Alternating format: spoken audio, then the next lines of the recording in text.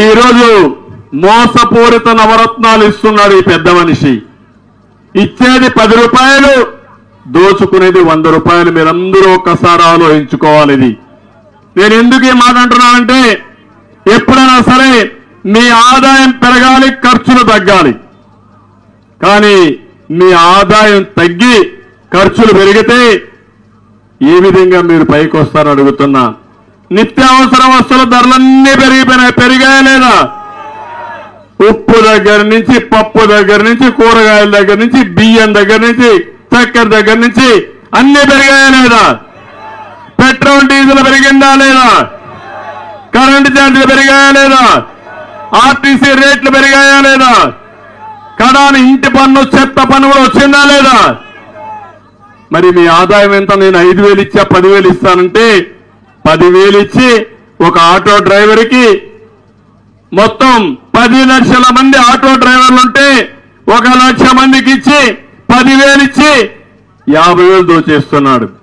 Petrol ధర పెంచేయడం, fine లేయడం, రోడ్లన్నీ అధ్వానంగా ఉండడం, దీంతో వాళ్ళ ఖర్చులు పెరిగిపోయి ఆటో డ్రైవర్లు కూడా దివాలా తీసే పరిస్థితికి వచ్చారు.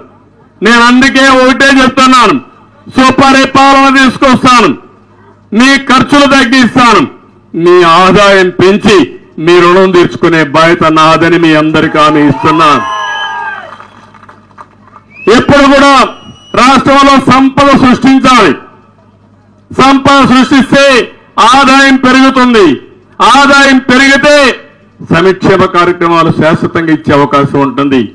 ఇప్పుడు సంక్షేమ కార్యక్రమాలంటే ఇవ్వాలంటే డబ్బులు కూడా లేవు.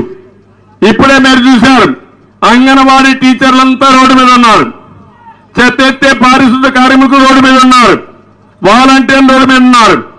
ఇంకా అన్ని డిపార్ట్మెంట్లో చాలనే జీతం వల్ల అందరూ రోడ్డు ఎక్కే పరిస్థితికి వచ్చారు.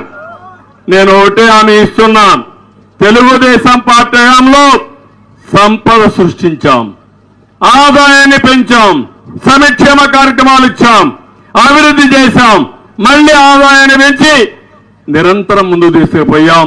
మళ్లీ హామీ ఇస్తున్నా, పరిపాలన ద్వారా ఇలాంటి కార్యక్రమాలు చేసే బాధ్యత తెలుగుదేశం పార్టీ తీసుకుంటామని మీ అందరికీ హామీ ఇస్తున్నా.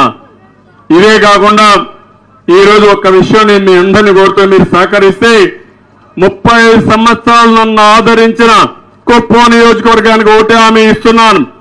ఇప్పుడు వచ్చే సంక్షేమ కార్యక్రమాల కంటే ఈ పేదవాళ్ళకి ఎక్కువ ఇచ్చే బాధ్యత నేను తీసుకుంటాను.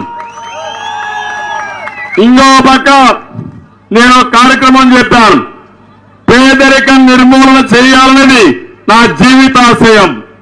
ఆర్థిక అసమర్థత తగ్గించాలని, నిరంతరం నిరుపేదలకు అండగా ఉంటా, మీ ఆదాయాన్ని పెంచా, ఇంకా కొంతమంది ఆదాయం ఎక్కువ పెరిగి మీ ఆదాయం తక్కువ పెరిగితే నిరంతరం అలాంటి కుటుంబాలకు అండగా ఉండే బాధ్యత నేను తీసుకుంటానని చెప్పి కూడా నేను మీకు తెలియజేస్తున్నా.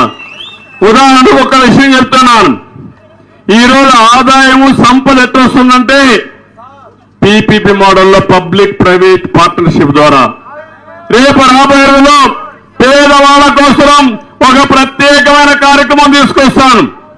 ఆ కార్యక్రమం ద్వారా ప్రతి ఒక్క పేదల ఇండ్లలో ఎంతమంది మనుషులు ఉన్నారు, వాళ్ళ ఆస్తి వివరాలేంటి, వాళ్ళ ఆదాయం ఏంటి, వాళ్ళ ఆదాయాన్ని పెంచాలంటే ఏం చేయాలి, 4 పాడి పశువులు పెంచితే ఆదాయం వస్తుందా, పిల్లల్ని బాగా చదివిస్తే ఆదాయం వస్తుందా, ఏమేం చేయాలో చేసి ఒక పక్కన ఇమ్మీడియట్ గా వాళ్ళ ఆదాయం పెంచుతూ వాళ్ళకి ఏదైనా సబ్సిడీ ఇచ్చి దీర్ఘకాలంలో అంటే 3-4 సంవత్సరాలు లేక 5 సంవత్సరాల్లో ప్రతి ఒక్కరి ఆదాయాన్ని 2 పెంచడానికి ఏమేం చేయాలో చేసే బాధ్యత ఈ ప్రభుత్వం తీసుకుంటాం.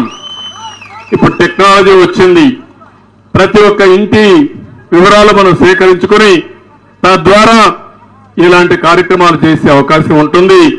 మన వాళ్ళు బాగా సెటిల్ అయిన వాళ్ళు బయట కూడా వెళ్ళారు, వాళ్ళందరినీ కూడా పిలిపిస్తాం. ప్రతి ఒక్క ఇంటికి ఒక ప్రణాళిక తయారు చేస్తాం.